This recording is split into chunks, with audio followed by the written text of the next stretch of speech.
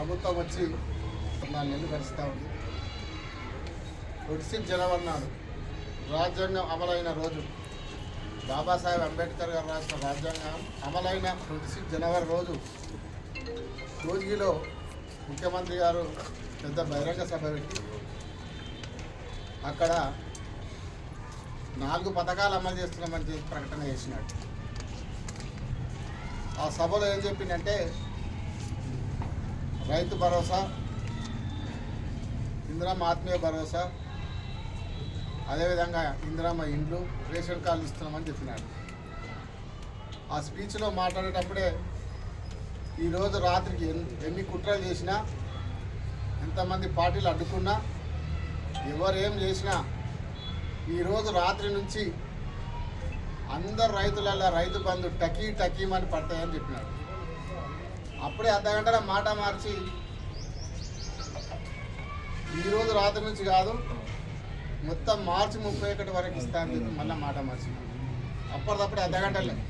మరి ముఖ్యమంత్రి గారికి అవగాహన లేక మాట్లాడుతుంటా, మరి బడ్జెట్ చూసుకున్నాడా, బడ్జెట్ ఉందా లేదా, ఎంతమందికి ఇవ్వాలనే బడ్జెట్ చూసుకోకుండానే మీటింగ్ పెట్టిండా నాకు అర్థమవుతుంది.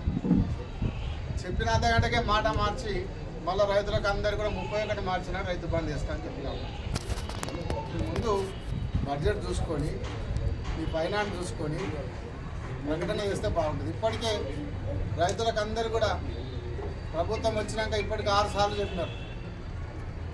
మొట్టమొదట దీపావళి పండుగకి వేస్తామన్నారు, వినాయక చవితి పండుగకి వేస్తామన్నారు, వినాయక చవితి అయినాక దసరా పండుగకి వేస్తామన్నారు, దసరా పండుగ అయినాక దీపావళి పండుగ అన్నారు, మళ్ళీ సంక్రాంతి పండుగ అన్నారు, 26 జనవరి నాడు అన్నారు. అన్నీ పోయి 6 అయిపోయినాయి, 7వది.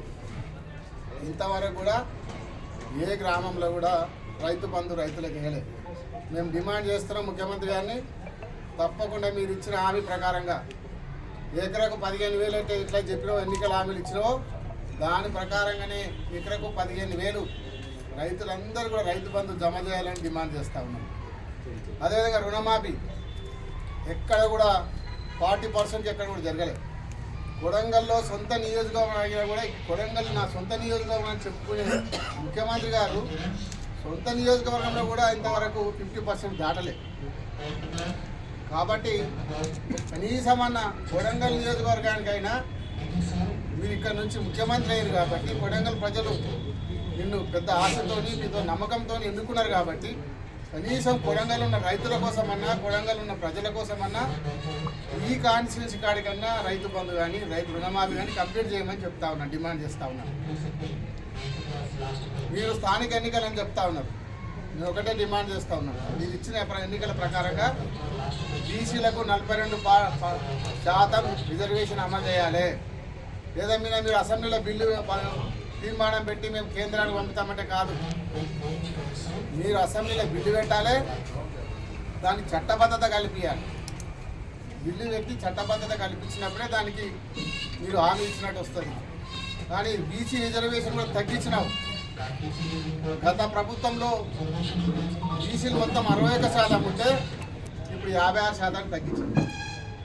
7% వేడిక తగ్గి 5% బీసీ జనాభాను తగ్గించినావు. మరి చెప్పడం మాత్రం గొప్పగా చరిత్రాక నిర్ణయం ఇది.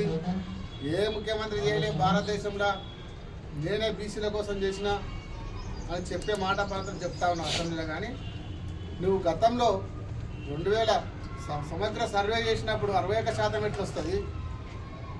ఈరోజు మీ సర్వే చేసిన మీ సర్వే ప్రకారంగా 5% ఎట్లా తగ్గుతుంది బీసీలకు? మీరు 56.7% పెట్టినారు, కానీ మన 61% బీసీ పర్సెంటేజ్ ఉన్నది. బీసీ జనాభా తగ్గించి నేను బీసీలకు ఇస్తున్నాను చెప్తాం. ఈ స్థానిక ఎన్నికలు పెట్టే ముందు మీరు ఇచ్చిన హామీలన్నీ బీసీలకు 42% రిజర్వేషన్ చట్టబద్ధత కల్పించి రిజర్వేషన్ ఇవ్వడం, రైతులకు రైతు బంధు ఇవ్వడం, రైతులకు మొత్తం రుణాలు మాఫీ చేసి 4,000 పెన్షన్ ఇచ్చి 6,000 వికలాంగుల పెన్షన్ ఇచ్చి తులం బంగారం ఇచ్చి అక్క చెల్లెళ్ళకి ఇస్తున్న 2,500 పెన్షన్, ఇవన్నీ అమలు చేసిన తర్వాతనే నువ్వు ఎన్నికలు పెట్టాలి. నీ హామీలన్నీ అమలు చేయాలి, అప్పుడు ఎన్నికలకు పెట్టండి. దమ్ముంటే స్థానిక సంఘాల ఎన్నికల్లో ప్రజలు కానీ రైతులు కానీ బుద్ధి చెప్పడానికి సిద్ధంగా ఉన్నారు. కొడంగల్ నుంచే మీకు బుద్ధి చెప్తారు. చెప్పిన హామీలన్నీ నెరవేర్చాలని చెప్పి ముఖ్యమంత్రి గారిని డిమాండ్ చేస్తూ ఉన్నారు. కాబట్టి